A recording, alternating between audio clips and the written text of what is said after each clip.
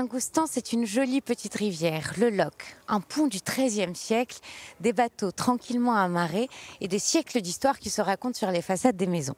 Et je retrouve Gérald. Bonjour Gérald. Bonjour Louisa. Ici, nous sommes dans un quartier qu'on appelle la Ville Basse. Pourquoi l'appelle-t-on la Ville Basse? Alors c'est la ville basse, c'est le quartier de Saint-Goustan qui fait face à la ville haute, qui se trouve derrière nous, se trouvait la grande forteresse d'Auray qui a été démontée.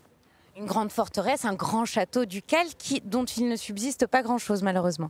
Tout à fait, le château a été vendu en 1560, démonté, il a servi de carrière pour la construction des maisons.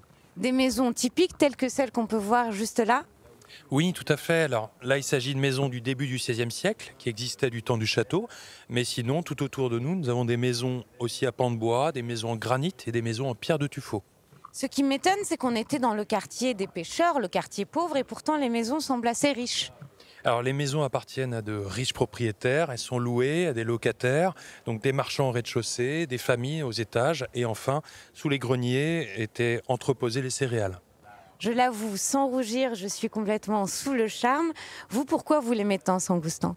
On aime Saint-Goustan et on adore Saint-Goustan parce que c'est une architecture extrêmement variée, extrêmement riche, à l'image de l'histoire de la Bretagne et de la ville d'Auray.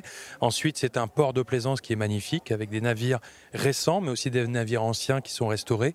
Et enfin, c'est un quartier qui fait face à l'énigme archéologique d'Auray et une grande énigme archéologique bretonne, le château d'Auray.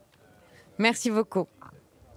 Des énigmes archéologiques, des pépites historiques et architecturales, Saint-Goustan regorge de découvertes et je vous propose de me retrouver tout à l'heure pour la visite d'un manoir du XVIIe siècle. À tout à l'heure. Oui Vincent, je suis dans l'un des plus vieux manoirs de la région, le manoir de Montcamp, construit sur les hauteurs d'Auray en bordure de rivière. Avec ses tapisseries au mur, ses tables en marbre et ses grandes ouvertures sur l'extérieur, nous sommes plongés dans une atmosphère cosy chic, très agréable.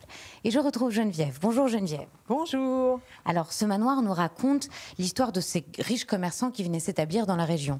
Oui, Auray était un carrefour commercial et donc les riches commerçants ont préféré édifier des manoirs le long de la rivière du Loc. Si les murs de ce manoir pouvaient parler, ils nous raconteraient les plus grandes pages de l'histoire de France. Oui, par exemple celui de la Première Guerre mondiale. Durant cette période, le manoir a servi d'hôpital pour les soldats du front blessés. Il reste d'ailleurs au premier étage une cheminée allemande datant de la Seconde Guerre mondiale. Oui, c'est un autre épisode de l'histoire de ce manoir, les sous-mariniers allemands qui sont ici en repos à Montcamp.